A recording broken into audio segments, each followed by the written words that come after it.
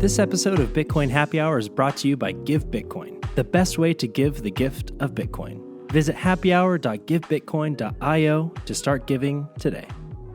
What's up, everybody? Welcome to Bitcoin Happy Hour. I'm your host, Colin Harper, and today I am joined by Tommy Marchesci and Pat Riley from Bitcoin Magazine's design team. And we were gonna sit down and have a little chat about their design philosophy and the kind of ethos they're trying to infuse in their illustrations for both the Bitcoin Magazine conference, Bitcoin 2020, and also Bitcoin Magazine's day-to-day articles. So welcome to the podcast, guys. Thanks. Yeah, happy to be here. So we're like 3 months out from Bitcoin 2020. Oh, and also, hey, cheers, guys. Oh, cheers. Yeah. Welcome to Happy Hour. I always forget to do that. I always forget to cheers. It's actually not bad. Yeah, it's not bad. It's some knockoff like grapefruit lime seltzer and some like Smirnoff vodka from a shooter. But anyway, so yeah, we're about 3 months out from the conference, guys. And you know, what are y'all trying to do differently this year or like capitalize on in terms of the overall design, whether that be the layout of the conference or also just, you know, the graphic design that y'all cooked up for the last one? What we're trying to do differently? Yeah. Well, we're really just trying to do it bigger and better than we did it last year. Last year was great, but I think because it was such a success, we have a little bit more runway now, hopefully a little more budget, so we can do it a little bigger, a little better, just more involved next time. So. Yeah, I mean, a lot of the work last year went into establishing this, like feeling it out, like. But this year, just some slight tweaks, right? Like I think Tommy added that skateboard graphic and that like all over pattern on the website to try to just give it that festival feel, which we had the first year, but I feel like just kind of 10x'd it this year. Yeah, no, I definitely think the first go around there was that festival feel because you had the mural being painted, the live mural, which was a sick addition. You also had the Sound Money stage, which was fun. I do think that down the road it'd be cool if we could get a live act for one of those, because I think that would really cement that music festival vibe. Live music. Yeah, I think that would be really cool. I don't know if we're probably not gonna have it this year, but I think that's something worth considering. We had a couple live performances last year. Kind of. I don't know if they were impromptu. Like DJing or like actually people like playing. Well, we played during lunch at one point. We had DJ Skrilla's Silk Road mixtape going. Oh, that's pretty fun. Which was like pretty raw, pretty good. Good. Yeah, there were a couple others too, but yeah, we're definitely gonna do the rooftop again, and hopefully plan out more entertainment up there, more performances. I think that would be really cool because the rooftop was such a good place. I mean, it was also just so beautiful. It was super sunny. It was like temperate weather. It wasn't too hot. And so it was just like a natural, I think, watering hole for people to come and just chill and discuss ideas. One thing I thought was a bummer last year was the fact that they kicked us out. Like wasn't it like right at 6? It's like, all right, you guys have to leave. Like, it would be so gnarly if we could throw a party up there after we were done. Yeah, I think we want to extend it this time and at least give people. Will we be able to? Like, yeah. Okay. I think so. Yeah. Hopefully. I mean. And is there any way that's what I want? Yeah, same. That's for sure. And is there any way that we're actually going to be able to sell like alcohol this year, like for Bitcoin? Is that like never going to happen? So that was a huge piece of feedback we got from the crowd last year, and something that we just didn't think of going in with the venue, but because like when you sign one of the venue, you know, they control the beverage. But if we had a food truck, right, on the street, you're talking about like liquor? I mean, we had beer. We had beer. Yeah, no, I'm talking about like for Bitcoin though, like because like pay with Bitcoin. Yeah. That because at the Lightning conference, it was really cool. They had like a lightning powered keg, and you could go up and you just pay an invoice, and you'd get beer automatically. Yeah, I think the goal is to have all parts of the conference be Bitcoin friendly. So if we can, everything will be able to be purchased, or you can participate using Bitcoin. Hopefully. I'd hope so too. I mean, are we gonna have? That's the goal. Is the venue gonna be in charge of drinks this year? Or we figured out a way to. Yeah, that's broker a how it contract? works. Like that's who we'd have to go and convince to basically, as a vendor, like accept Bitcoin, right? Yeah. So like the SVN West will have to kind of accept Bitcoin into their payment processing system that they sell beverages out of. So it'd be like We convincing. could them get to like the go open shit. node guys to like set up a node for them, and then basically ensure like immediate liquidation into USD. I think they wouldn't have a problem with it. That'd be pretty cool. Yeah. Or we could just get like a liquor sponsor or a beer sponsor and, Right. and buy out the whatever the deal is that we are obligated to use the venue's liquor. Just get like Bud Light to sponsor the I mean, conference. with enough money, Maybe next bubble, anything's you possible. know. For so, every bonus sat. So sponsors. Well, You're out Tommy's still trying to go after Tostitos, right? Oh yeah, I think buy the dip. That's Tostitos, BTFD. if they're not into Bitcoin, good. they need to be because Yeah, I mean be a match. every dip is an They opportunity will for be. Tostitos They will be, eventually. to market. Hit Twitter hard, hit Reddit. They're missing I opportunities. mean, Hit me up, there's Tostitos. probably a lot of overlap there. I like Tostitos. Who doesn't like Tostitos? I mean, it's like Doesn't the like tortilla it's the chips, default, but honestly. in a good way. It It's is. the default in a good way. So yeah, I think that the music festival vibe, kind of tying it back into that, was really there last year. I'd be interested to see what you guys do with it going forward, but I just loved the artistic element to it, and I loved how many artists we actually had there, especially presenting right by the entrance, going outside, and then you see this massive mural. I thought that was a pretty good experience. So what kind of goes into y'all's thoughts for when you approach a conference and like what you want to be on display and what kind of messages you want to convey? I mean, for me, I have a background in like UX and UI design, and like I can't like shake that framework. Yeah. So like when we're sitting down and thinking about an event, to me it's like you just jump in that same experience. Like a user hits your landing page or a user enters your app, and basically you want to like create an experience that kind of just sends them on a journey, right? Like a nice intro, greeting them friendly, taking them along a path, right? The climax, right? The main stage, and then creating like a good flow in the venue to kind of just facilitate good conversation. It's all about just setting the right atmosphere and just putting the pieces in place and having a good time. Yeah, and I think the venue was structured really well for that too, because you had like multiple layers. Like on the second floor, you had the booths, and you also had the really cool Lightning Arcade, which was one of my favorite things. I think being able to play playing Pac-Man with some Satoshis, and then from there you could graduate to the third level where you actually had speaking going on, and then you could go out onto the open air, the rooftop. And I think the rooftop, I know I've been talking about it a lot, but I don't think it can be overstated. Like it was one of the best features of that venue, giving people a place to go outside. Yeah. Yeah. It was the highlight, I think, for a lot of attendees, and for me especially. I think I spent 95% of the time that when I wasn't called somewhere else, I was on the rooftop enjoying what we put together. And I don't know, have we announced? I know we haven't announced on the website, but have we announced on this podcast yet that where the event's going to be? Is it a secret? I kind of almost said it. I don't think it's a secret. I think I saw something on our social. We were talking about it. I said it earlier. Yeah. We're back at SVN West. Let's It's go. gonna By be the time same this venue. podcast airs, we'll have announced Make it. your arrangements. Go ahead. You can buy your flight. And hopefully we'll be able to put a giant ass vert ramp. Yeah, I mean, Tony Hawk's going to be there, so we're going to have to accommodate him and his buddies. They're going to be... I think a vert ramp would be sick. I also think it would be good if we could just get like a good vert setup somewhere around some concrete and some railings and not have something too fucking big. Just so to have people like who actually want to skateboard.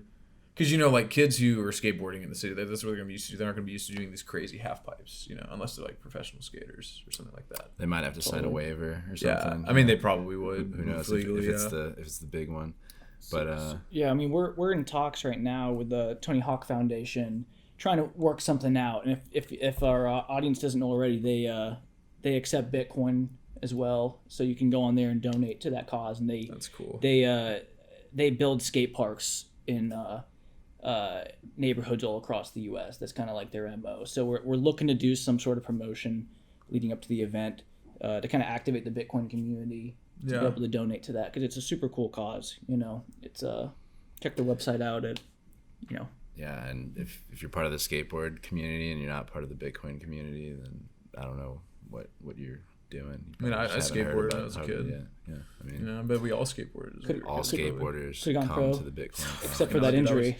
It's all right, man. I was a tubby little kid. I could kind of do an ollie, and I was super proud of that. I was trash.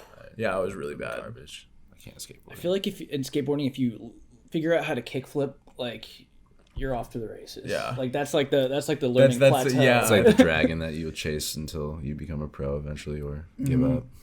The kickflip. Yeah, I never mastered the kickflip, so I don't even know what that's like. Well, this may be. I was inline skating. I did that for a little bit. Oh no shit! Seriously? Yeah. And it's just like what I happen to have. I played hockey, so I would have the skates and stuff. But I would go there and I didn't like skate and be like, man, I wish I skateboarded. That'd be so much cooler. That's the same like with me, man. I'd be on my skateboard, like in a skate park, and be like, "Oh man, I wish I skateboarded," because I've been seeing these dudes doing these gnarly things. It's like I can't do that. Oh yeah.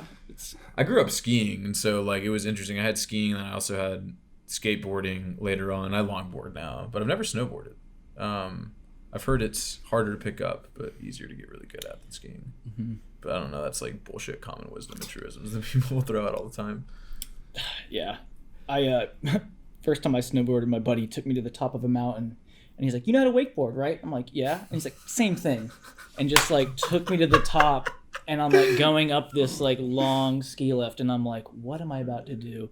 And I got to the top, and I just fell down the whole mountain. Yeah. And by the bottom, I kind of knew how to snowboard, but like it is not the same at all. No, fucking crash course. Yeah, your friend kind of hung you out to dry there, man. Yeah.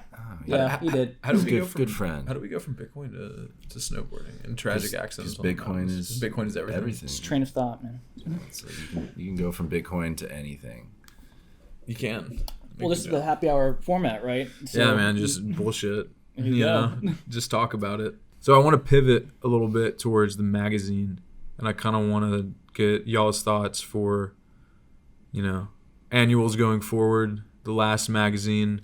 Because the art is something I think a lot of people remembered, even more so than some of the content. And I loved it. I thought it was beautiful. And I kind of want to get y'all's thoughts on what you were trying to convey. Or just not even what you were trying to convey, but just,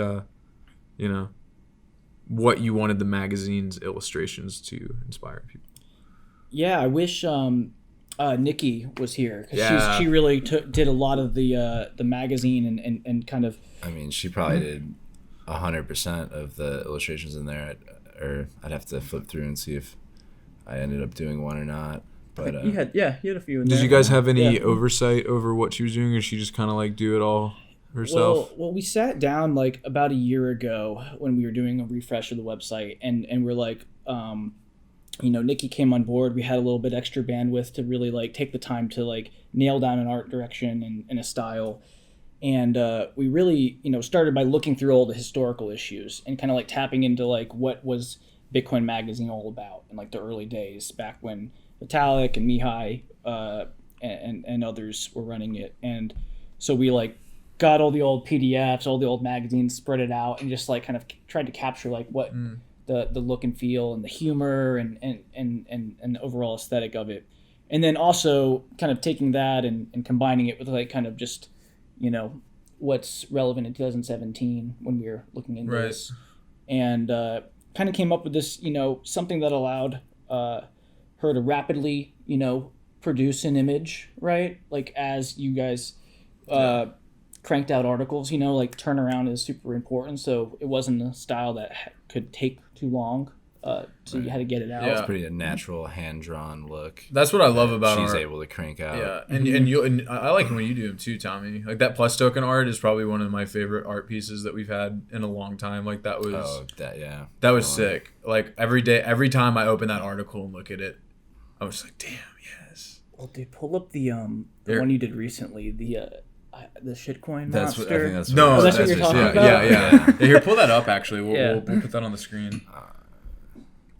actually. I Just go to my saw it name on Bitcoin Magazine, and it should be like the here. fourth or fifth Go article. to down. Bitcoin Magazine news scams. There you go.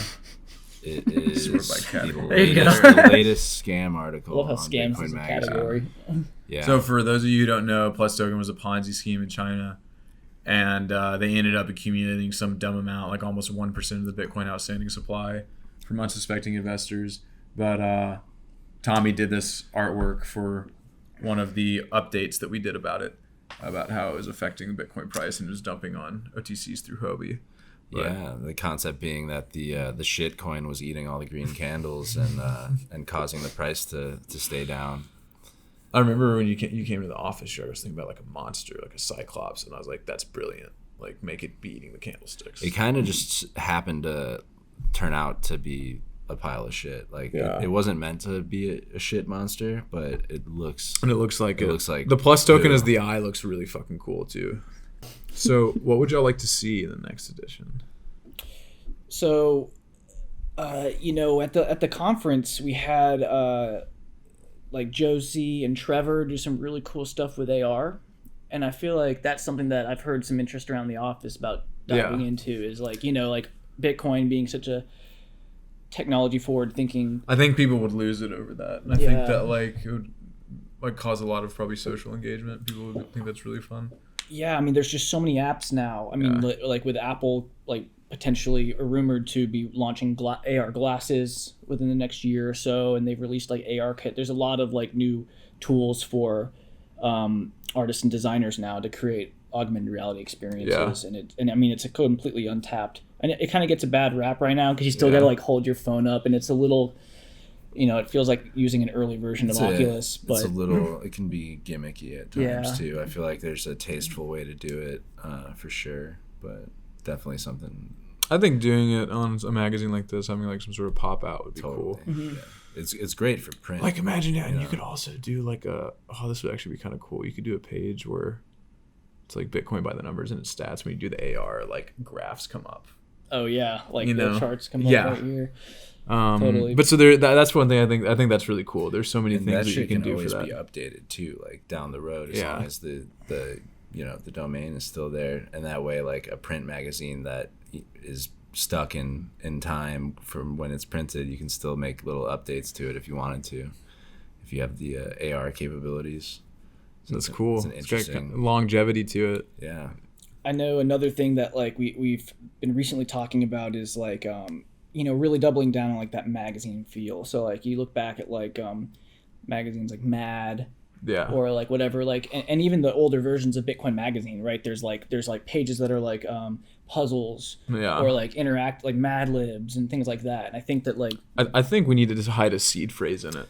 Totally. I think we need to do something like that. Cryptographic puzzles that get somebody to make one from the old contributors, because there's a ton of those in the old magazines, I'm pretty sure. Yeah. Also getting guest contributors as far as artists, getting a few, say we have an article about something and we'll just reach out to the Bitcoin art community, see if anyone wants to be a guest artist for that article, so that Nikki cool. doesn't have to design every You should page. design some too, man. I will. We get you off that conference, get you on that magazine. Well, yeah. No, I'm serious though. I love his graphics. I love Nikki's graphics as well, but you and Nikki together, it's just so fire. Like I appreciate that. It's dope, man. And that's one of the things I'm really excited about too for this next magazine, is just being able to, what you guys were saying, explore it from every angle, artistically, editorially, and also with those features like some puzzles, some crosswords, all that kind of stuff embedded in it. And I think too, just getting like honing in on the right narratives. You don't have to have so many articles. You just need to have like 5, 6, 7 really good ones. So many pages, and so many words per page. So you got to make sure that they count the relevant stuff. I mean, that's my favorite thing about the magazines. It's almost like we have them all up on the wall here in the office, and they're just like these historical artifacts, like these snapshots in time. Yeah. Right? You can't ever be relevant with it, of course, because it's like an annual issue, and print media it's just not how people get their news. But what you can do is you can encapsulate an era, right? Yeah. And then build this iconic image on the cover that like people look back at and they're like, oh yeah, like the Bitcoinica era, Any cover art designs ideas? Well, Something with the happening. I mean, happening is the big news. Yeah. I feel like it's pretty premature for that. I mean, It's gonna probably be coming out. We're gonna have to figure out what It's gonna be coming cover out story around is. the happening. I know. Yeah, I probably shouldn't be talking about that, but like whatever. Yeah. So I would say that's editorial discretion. You guys, But let like, us know what the cover is. let's say it comes out in May, then that's the narrative right there, and then you build all the content from that, like not just about the happening, but then you go into your mining stories and you go into your market stories. I think that's one of the most interesting things about Bitcoin right now is people forget that 10 years ago dudes were literally on forums trading this stuff with each other. Now we've got Wall Street institutions putting money into it. That's wild to me. Yeah, it's still. Sorry, it was kind of like It's still so young, digression. Yeah, right? it is. Like, you look at internet, right? 10 years after the internet was in its infancy form, it still wasn't anywhere near where it is now. Broadband, Yeah. not even broadband. Like, Any new technology, really. Yeah. You take it from the initial concept when it was like a white paper equivalent, when it was just an idea and like a proof of concept, to 10 years later, it still hasn't reached its final evolution, right? Like, it's still pretty early. everyone's got a role to play. That's what's so exciting about being a media company in this industry, man. It's fun. It's like, what the fuck is media? What the fuck is Bitcoin? It's like learning in tandem, learning step by step with each other. And I think that's the other thing too, is being able to set narratives. You know what I mean? When you publish something or you talk about something or you posit an idea or kind of key on a trend, people listen to that, Yeah, I mean, I remember in like the early days of like Why Bitcoin, like the first magazine, right? Like, I think it was like David Bailey's one of his first issues. There was like the glossary, right? And it was like there was like when something new comes out, right? There's like 1,000 different names for something, right? And there's not really a consensus on like, oh, like this is what we're calling it, right? Yeah. And when you put something in print and like the due diligence that goes into that print process, right? Like, I mean, you've been through the process. It's like 3 to 4 times more eyes on it, punctuation, just talking about it. Like when you actually print it out, it kind of becomes history in some way, and it's really helpful to kind of solidify like shared terms or and it's just more permanent in a way. It's fun to look back at those issues where we're like defining what like a ledger or distributed ledger is, and now you almost think that stuff's like common knowledge, even outside the Bitcoin the space. Like everyone knows what blockchain is now, so it's great to look back and just see how far we've come in such a short time. And obviously we haven't gone anywhere yet, so Crank that diesel, baby. How many different ways can we say buy a ticket to Bitcoin 2020? What are the tickets at? Or what are the price at? $200. Tickets are $200. So guys, like compare. That's still $50 off if you pay with Bitcoin. $50. So $150. And there's no fees. That's like you don't have to pay. That's 10 times less than fucking Consensus. Oh, I mean, Consensus is like $1,500 ticket. It's chump change. It's a 2-day event. And it's all Bitcoin. No shit coins, no blockchain. 2-day event. You're not going to get shilled. We're going to have music, DJs. Maybe we can get Scott Meckler. Definitely music, definitely DJ. beer. So I got something that Tony Hawk will be there. we just announced recently Whale Night as well. Tommy, pull up that design. Because you killed it there. On the conference, you can go to About Whale Night, and it's our kickoff party basically for the conference the night before, inviting all the whales to have some cocktails and potentially play some poker. Besides is there going to be some poker? Well, we should have a you raffle. Didn't hear it here. We should have a raffle. We should have a raffle for like some crazy like signed Bitcoin first edition. a Bitcoin first edition signed by.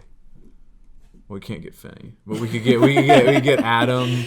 We could get Adam back. We could get Nick Szabo, bunch of other people. I don't know if old cryptographers. I don't know. I'm just get all the whales to sign. Yeah. Get all the whales to sign, or just do that. Yeah. Yeah, but Whale Night, it's for Bitcoin CEOs, the high rollers, exclusive networking event. It's a little pricier than the conference, but consider it the VIP package. If do you still get the conference ticket if you purchase the whale? Do you? The Whale Night ticket? I feel like those should be bundled. If you purchase a Whale Night ticket, you get a conference ticket. Yeah, that makes sense. I forgot where we settled on that. But, it's like getting to go backstage during concerts. It's like it's not, it's not exclusive. You can buy a ticket to it. You don't need to be a whale.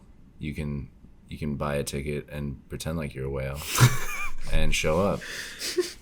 If I show fake up, it till you make it. Fake it till you make it. And, swim with the whales. If I show and up see what happens. with a hardware wallet with 1 million sats, can I feel like a big boy for a night? If I go to Whale Night. Hey, we're not gonna, Whale Night. We're not gonna check how many sats you got. Check the sats at the door. You need. What's something else? Yeah, Tony Hawk. That's another thing. Like you said, there's obviously gonna be after parties. I mean, let's not try to pretend that conferences aren't just big parties. Kind of like the meme that you just put out. Oh yeah, that was really good. It's gonna be a big. I wish we could say that we were gonna have more music than we had last year. I don't know at this point. I don't think we can. I'll teach myself how to DJ. But the goal is to crank up the festival side of things and tone down the conference a little. Well, not tone it down, but Well, we're still accepting submissions. Fun. So if you go on the site, I think there's a call to action on the top of each page, and we're still building the programming out. We're still crafting what's going to go on the rooftop. I think there's going to be a user-generated content stage on the first floor, right? Where if you have a podcast and you want to borrow our stage for 45 minutes and do a podcast live from Bitcoin 2020, we want to give the tools to those people to be able to do so. Kind of like what we did with the live rabbit hole recap, but that was kind of bad because people couldn't hear because it was windy. And do you remember that? Yeah, that was on the rooftop. Yeah. We'll have plenty of places to do go live from the event. We'll have the podcast booths, a whole media room, and then the user stage. But and you can submit a Bitcoin 2020 improvement proposal from the website.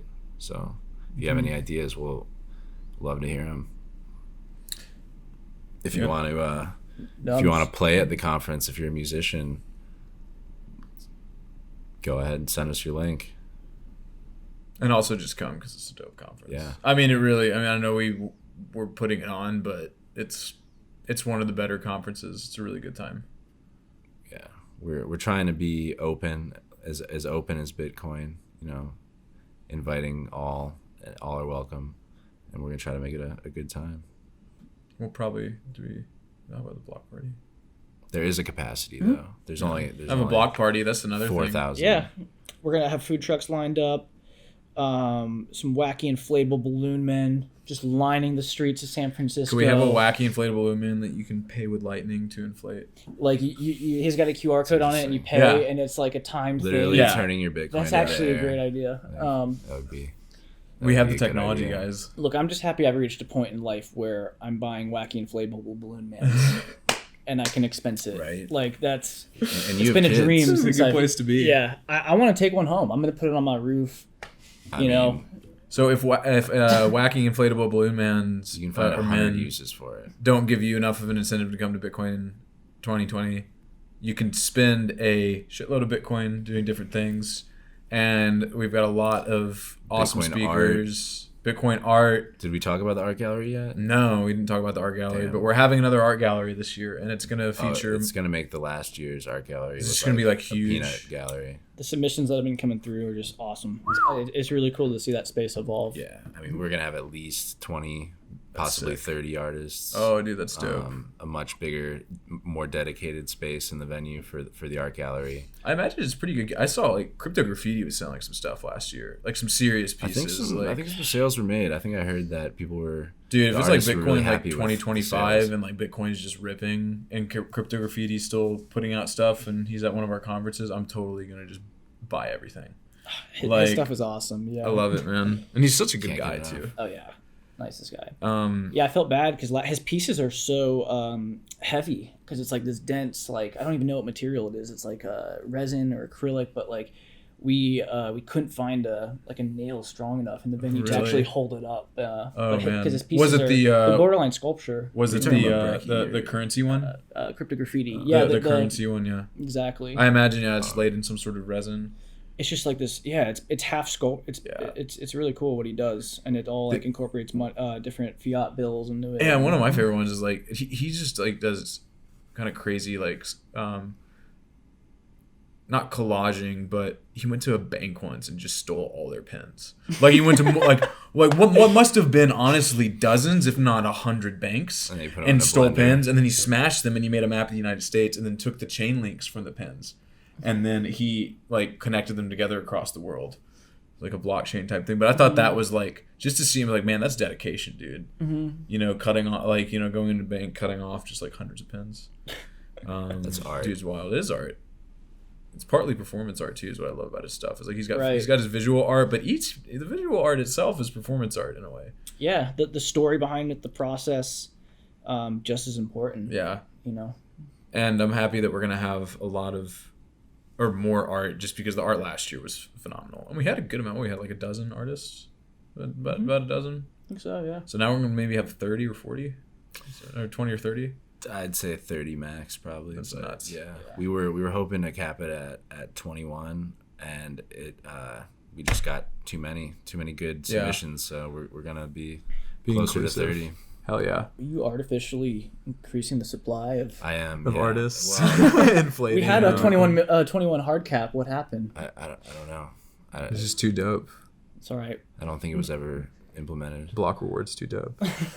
Also got great speakers: Nick Savo, Aaron Van Weerdum, as always. Do you know if you're moderating a panel yet, or kind of I don't flesh know. that out sooner? I probably will be eventually. I just don't know what the topic's going to be yet. I need to actually talk to Harrison about that, or maybe not.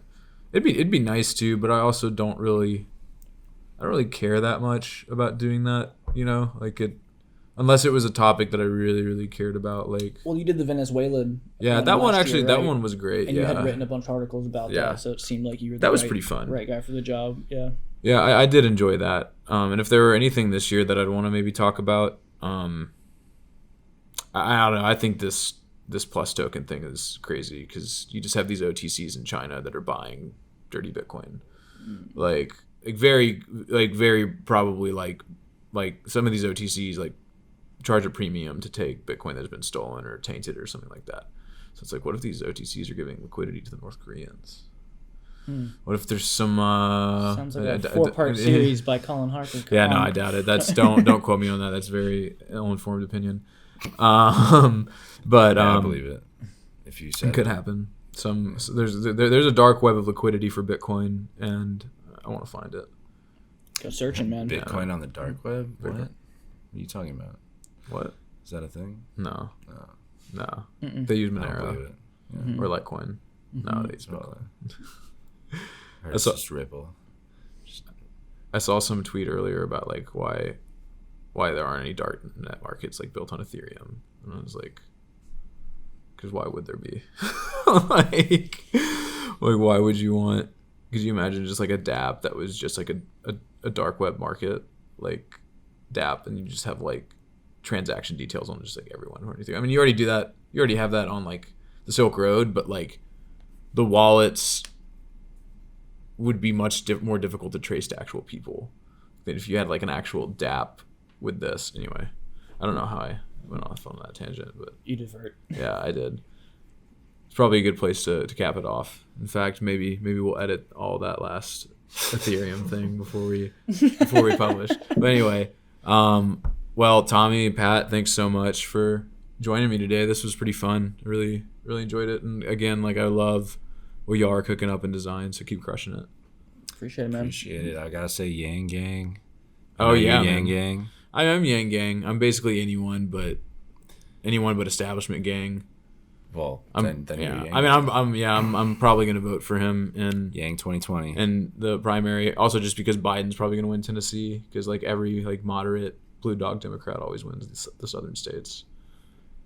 Well, if you're a Bitcoiner and should vote for you Yang. don't know And believe in about math. Andrew Yang's policies, you owe it to yourself and everyone else to go read his book or take a little rabbit hole journey down his website, learn all you can, and vote for Yang.